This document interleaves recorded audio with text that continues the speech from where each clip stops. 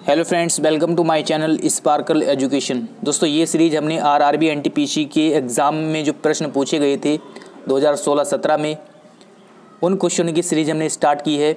और सामान्य ज्ञान में जितने भी प्रश्न पूछे गए हैं इस सीरीज़ में हम कवर करने वाले हैं। ये 4th पार्ट है इसका। इससे पहले 3 पार्ट मैंने अपलोड कर दिए हैं। अगर भी आपने नहीं देखे तो आप उनको देख सकते हैं, उनका लिंक आपको डिस्क्रिप्शन में मिल जाएगा। और दूसरी बात कि इस सीरीज में मैं आपको सब्जेक्ट वाइज जो है क्वेश्चन कवर करा रहा हूँ। तो अभी हमने हिस्ट्री का सब्जेक्ट लिया है, फिर उसके बाद आगे कोई सब्जेक्ट लेंगे और सब्जेक्ट वाइज आपको सारे क्वेश्चन क्लियर यहाँ पर हो जाएंगे। तो काफ़ी हेल्प मिलने वाली है आपको आपके एग्ज़ाम के लिए, ठीक है। तो 2019 में भी इसी तरह के आपके प्रश्न पूछे जाने हैं जैसे प्रीवियस ईयर में पूछे गए हैं। काफ़ी लेवल अच्छा खासा रहा है क्वेश्चनों का, आप जब देखेंगे तो आपको पता चल जाएगा। तो चलिए स्टार्ट करते हैं इस वीडियो को और देखते हैं, आगे बढ़ते हैं वहीं से जहाँ से हमने पिछली वीडियो में लास्ट किया था। चलिए देखते हैं पहला प्रश्न इस वीडियो का। तो इस वीडियो में आपको मैं ज़्यादा एक्सप्लेन नहीं करूँगा, बस क्वेश्चन आंसर के बारे में यहाँ पर हम बताएंगे। ओके, तो सबसे पहले यहाँ पर क्वेश्चन लिखा हुआ है, स्वर्ण मंदिर किस झील के किनारे पर स्थित है। तो ये पूछा गया है। स्वर्ण मंदिर अमृतसर में है, आप जानते हैं। किस झील के किनारे पर है? अमृत सरोवर झील। तो अमृत सरोवर झील के किनारे पर है स्वर्ण मंदिर। ओके, ये आपको याद रखना है। चलिए अगला क्वेश्चन देखते हैं। स्वर्ण मंदिर किस सरोवर के मध्य में स्थित है। तो ये क्वेश्चन पूछा गया है। तो अमृत सरोवर, ठीक है, अमृत सरोवर के मध्य या किनारे पर कह सकते हैं। तो ये आप देख सकते हैं। नेक्स्ट क्वेश्चन जो पूछा गया है, महाराजा जय सिंह द्वितीय ने कितने शहरों में जंतर मंतर का निर्माण करवाया था। तो ये आपको बताना है। 5 शहरों में इन्होंने जंतर मंतर का निर्माण कराया था महाराजा जय सिंह द्वितीय ने। ओके, तो ये आपको याद रखना है। और ये 2017 में पूछा गया है, तो ये आपको याद रखना है, ठीक है। 2017 में पूछा गया था। चलिए आगे देखते हैं। और ये आप 5 शहर का नाम भी याद रख सकते हैं, दिल्ली, जयपुर, उज्जैन, मथुरा और बनारस, ठीक है। इन 5 शहरों में वेधशालाओं यानी जंतर मंतर का इसने निर्माण कराया था। ओके, तो ये काफ़ी इंपॉर्टेंट क्वेश्चन है, काफ़ी बार बार क्वेश्चन पूछा जाता रहता है। चलिए अगला क्वेश्चन देखते हैं।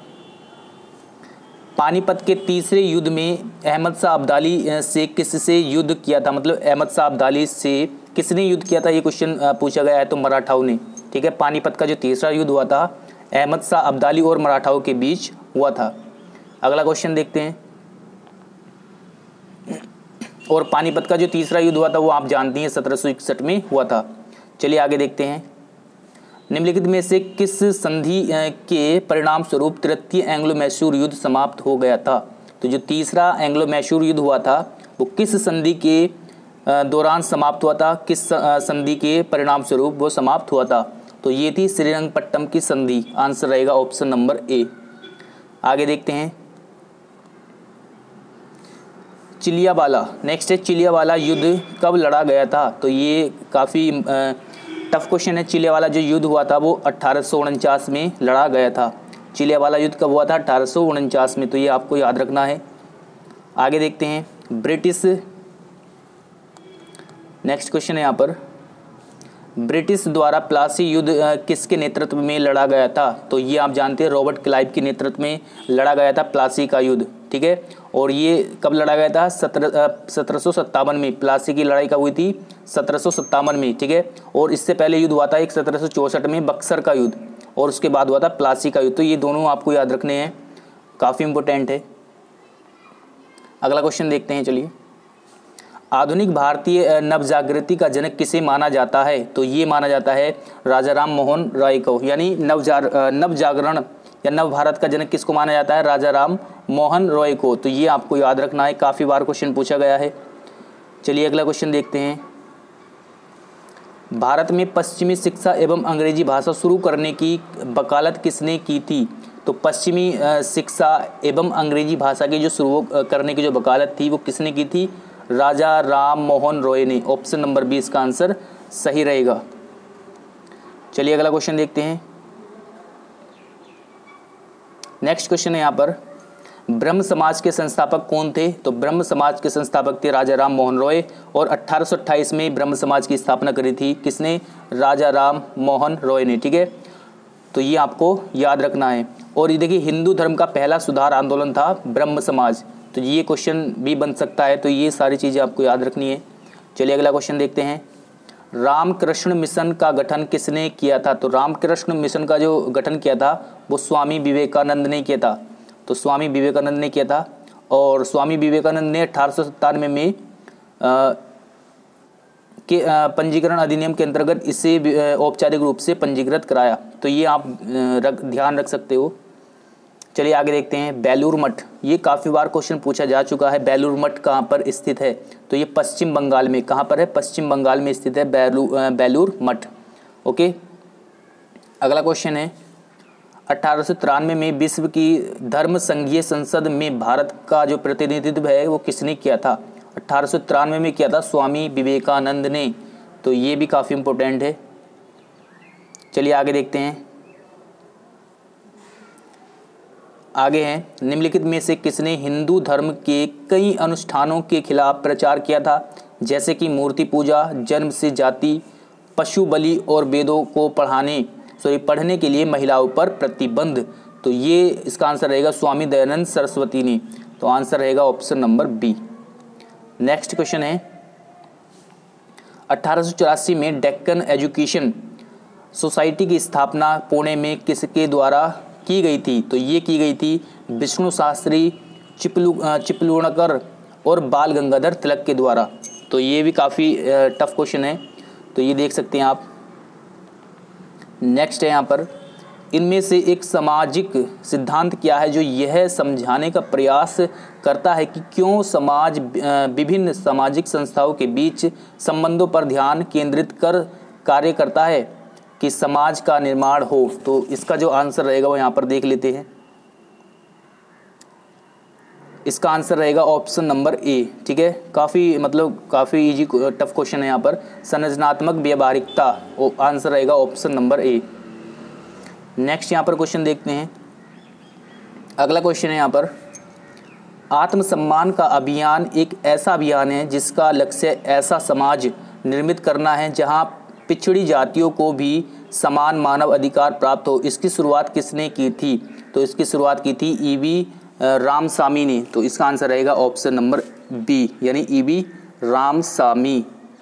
अगला क्वेश्चन देखते हैं। अब यहाँ पर ये क्वेश्चन स्टार्ट हो जाते हैं उपनाम, कथन और पुस्तकों से रिलेटेड। तो पहला क्वेश्चन यहाँ पर है, रविंद्रनाथ टैगोर को गुरुदेव की उपाधि किसने दी थी? तो ये आप जानते हैं महात्मा गांधी ने। महात्मा गांधी ने रविंद्रनाथ टैगोर को गुरुदेव की उपाधि से सम्मानित किया था। ठीक है,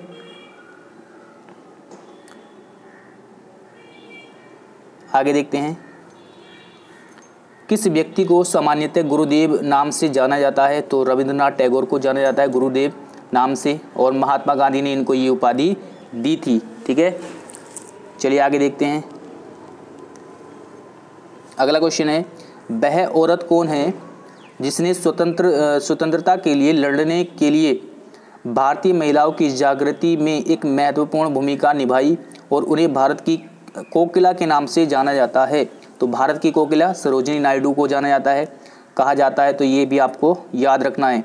और 1925 में कानपुर में हुए भारतीय राष्ट्रीय कांग्रेस के 44वें वार्षिक अधिवेशन में कांग्रेस की प्रथम भारतीय महिला अध्यक्ष बनी। तो ये काफ़ी इंपॉर्टेंट है। 1925 में जो कानपुर में अधिवेशन हुआ था कांग्रेस का, 40वां अधिवेशन था, इसमें प्रथम भारतीय महिला अध्यक्ष बनी थी कांग्रेस की। तो ये आपको याद रखना है, काफ़ी इंपॉर्टेंट क्वेश्चन है ये, यहाँ से पूछा जा सकता है। और इनको भारत की कोकिला के से सम्मानित किया गया था। तो ये आपको याद रखना है। आगे है क्वेश्चन, फ्रंटियर गांधी के नाम से किसे बुलाया जाता है? तो आप जानते हैं खान अब्दुल गफ्फार खान को। ठीक है, सीमांत गांधी या फ्रंटियर गांधी के नाम से इनको जाना जाता है। चलिए आगे देखते हैं। अगला जो क्वेश्चन है यहाँ पर, किस व्यक्ति को बादशाह खान के नाम से जाना जाता था? बादशाह खान के नाम से जाना जाता था खान अब्दुल गफ्फार खान को। तो इनके कई नाम थे, सीमांत गांधी, फ्रंटियर गांधी या फिर बादशाह खान। तो बादशाह खान के नाम से भी इनको जाना जाता था। चलिए आगे देखते हैं। नेक्स्ट क्वेश्चन है यहाँ पर, lady with the lamp, lady with the lamp के नाम से किसे जाना जाता था या जाना जाता है? तो ये फ्लोरेंस नाइटिंगेल को। आंसर रहेगा ऑप्शन नंबर बी। आगे देखते हैं। ऐसे जीव जैसे कि यह आपका आखिरी दिन है। ऐसे सीखो कि हमेशा जीवित रहेंगे। ऐसे सीखो कि आप हमेशा जीवित रहेंगे। यह शब्द किसके द्वारा कहे गए हैं? तो ये महात्मा गांधी ने कहा है। तो आंसर रहेगा option number A. Next question है यहाँ पर, सहिष्णुता के अभ्यास में उसका दुश्मन ही उसका सबसे अच्छा शिक्षक होता है। और ये पूछा गया कि यह शब्द किसने कहे थे? तो ये पूछा गया कि शब्द किसने कहे थे? दलाई लामा। दलाई लामा ने ये शब्द कहे थे। आंसर रहेगा ऑप्शन नंबर डी।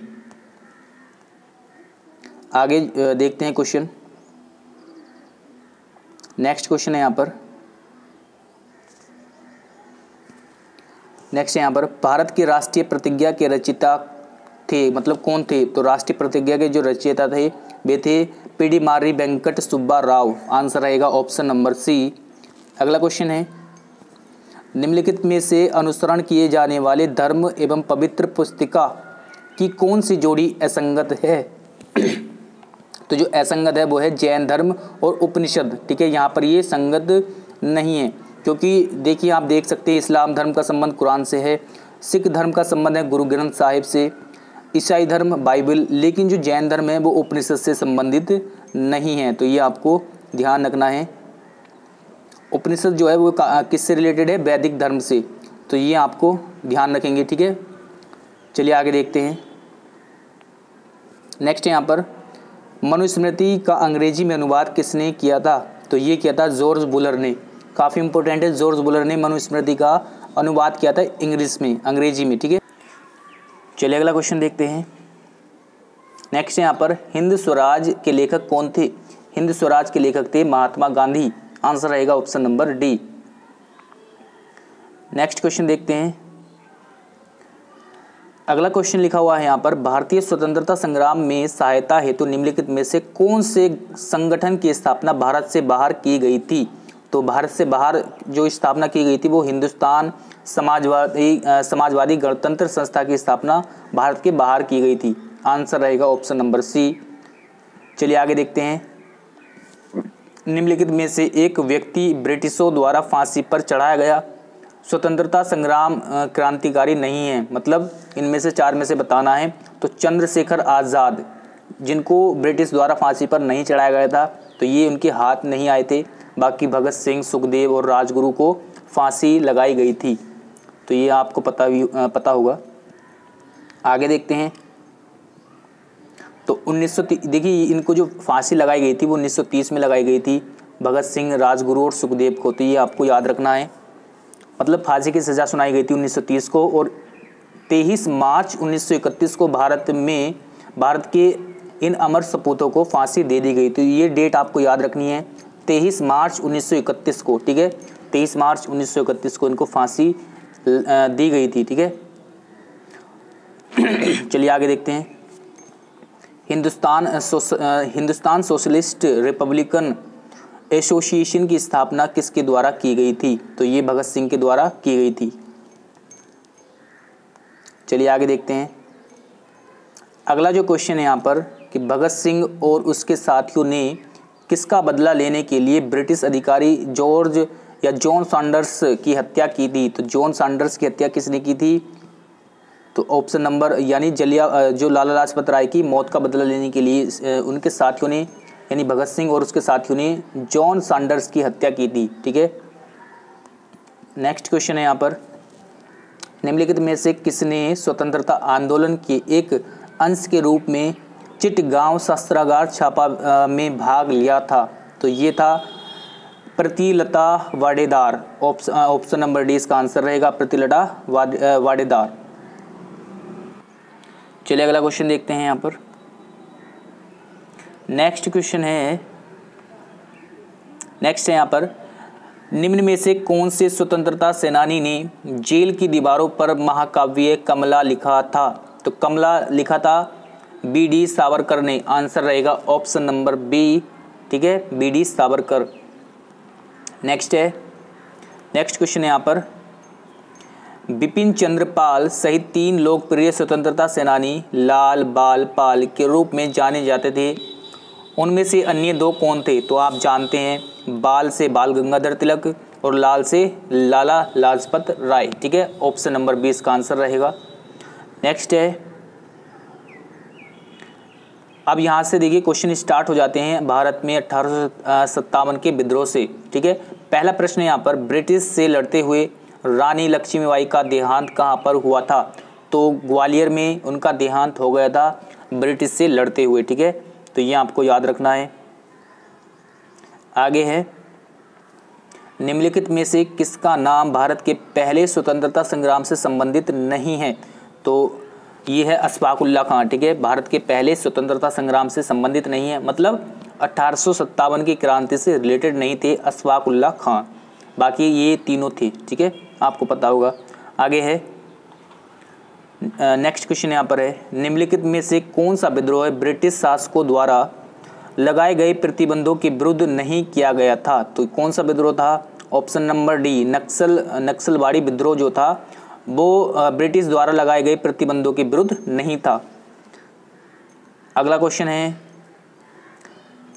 नेक्स्ट है यहाँ पर, निम्नलिखित में से भारत के सिविल सेवा का जनक किसे माना जाता है? तो भारत में जो सिविल सेवा का जनक लॉर्ड कॉर्नवालिस को माना जाता है, यानी ऑप्शन नंबर ए इसका राइट रहेगा। सिविल सेवा के जनक कौन है? Lord Cornwallis. ठीक है, अगला क्वेश्चन है, अखिल भारतीय सेवाओं का जनक किसे माना जाता है? तो अखिल भारतीय सेवाओं का जनक किसको माना जाता है? यहाँ पर सरदार वल्लभ भाई पटेल को। ओके, आंसर रहेगा डी, सरदार वल्लभ भाई पटेल।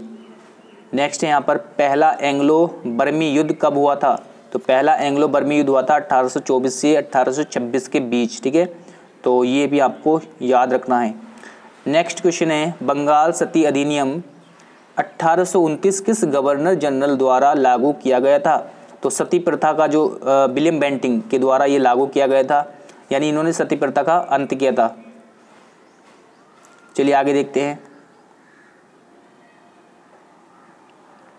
नेक्स्ट यहाँ पर, डॉक्ट्रिन ऑफ लैंप नीति किसने बनाई थी? तो डॉक्ट्रिन ऑफ लैंप जो है डलहौजी ने।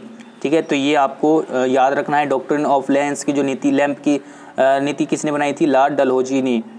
ओके, तो फ्रेंड्स इस वीडियो में हम इतना ही रखते हैं और इसके अगले वाला पार्ट यहीं से हम स्टार्ट करेंगे। तो ये काफ़ी इंपॉर्टेंट है सभी प्रश्न आपके लिए, और इसी लेवल के जो क्वेश्चन आपके पूछे जाएंगे इस बार भी, तो इसलिए आपके लिए काफ़ी महत्वपूर्ण है। तो मैं सारे क्वेश्चन सब्जेक्ट वाइज आपको कवर करा दूंगा। आपको करना कुछ इतना है कि आप इस वीडियो को अपने दोस्तों में शेयर कीजिए और लाइक कीजिए, कमेंट करके बताइए कि ये वीडियो आपको कैसा लगा। Thanks for watching this video.